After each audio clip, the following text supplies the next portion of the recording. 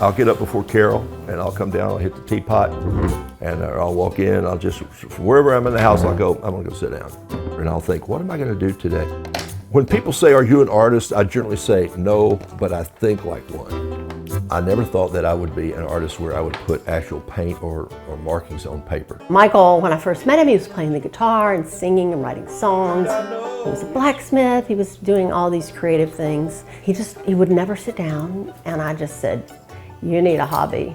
You smell like metal after being in the blacksmith shop. And I bought him watercolor supplies. And then I had this great laugh. I went, I don't even know what I would paint if I painted something. And so it started, ironically, in a Moleskine journal with me thinking I was going to go to Washington, D.C. to just journal. Didn't have any paint.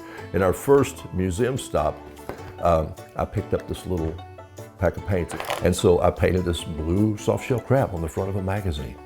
And she looked at it and she said, you know, that's good. And I'm thinking, my wife, who was an art major, just said this was good. Then he painted a little bird, and then I said, but you have to start painting roosters. Hawn means rooster. You need to kind of get one thing down and then kind of go from there.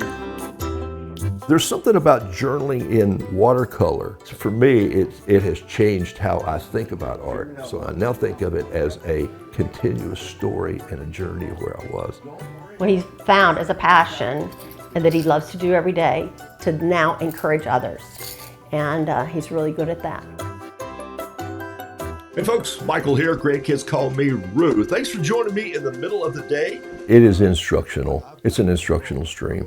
They can look and they will see what I do and they'll say, I'll never do that, or they'll see what I do and they say, oh, I'd like to learn to do that. So you learn from both sides of the coin again. I've started on a new journal page. So are they learning from me? I hope so. But am I giving them encouragement to keep on keeping on? I have this little story that I use. I came home from school one time and my dad was in the garden and he was plowing with a mule. And I said, you don't know how to plow with a mule? You know, the way an 11-year-old boy would say, Dad, you don't know how to plow with a mule? And he goes, I will when I finish this. And I said, what do you mean? He said, just stay behind the mule. That's part of the process that when people, and I look at my camera, I go, I want you to know that you can do this, but you have to put your mind to it and you have to stay behind the mule. That's thinking like an artist. It's pushing yourself a little bit and getting out of your comfort zone. This community formed that I was expecting people would watch. My thinking like an artist fell a little short. I didn't know that this community would evolve that was so meaningful to them and me.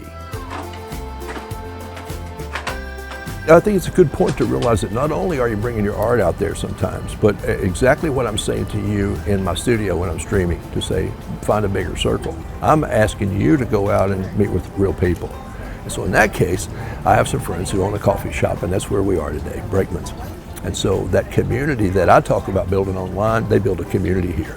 So they asked if some artists would put their local art here. The Roo wall is our most popular wall, and it's to tell people that's a local person that just sits around sketching in the coffee shop and hangs them up. People love it. And seeing people get a reality of that in their mind and just go, I believe I could do this. That's where you sort of hook the fish. And I think that's where their life starts to change a little bit. I mean, the boredom is gone. I've never been bored a day in my life. And I don't intend to leave this planet ever saying I was bored. It has created patience in me. It's created a better listener in me. It's created a lot of things in me art has done. But I really think it's part of who I am as a person, who I am as a believer in God, who I am in just my day-to-day walk in life. It's a gift. I love to share it. Thanks for watching, and if you don't want to miss any more great regional stories, please subscribe to our PBS Charlotte YouTube channel.